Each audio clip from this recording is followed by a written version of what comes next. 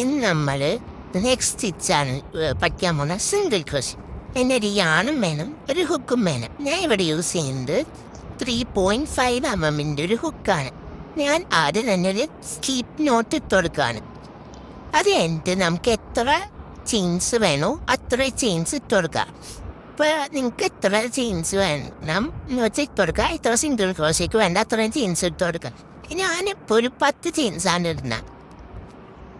അത് കഴിഞ്ഞിട്ട് ഈ ഫസ്റ്റ് ചെയിനിലേക്ക് നമ്മുടെ ഹുക്ക് കയറ്റിയിട്ട് ഒന്ന് യാൺ ഓവർ ചെയ്ത് പുൾ ചെയ്യാം.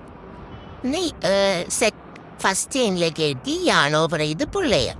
അങ്ങനെ നമ്മൾക്ക് എത്ര സിംഗിൾ ക്രോഷസ് വേണോ ആദ്യത്തെ ചെയിനിൽ മൊത്തം അങ്ങനെ ചെയ്തെടുക്കാം.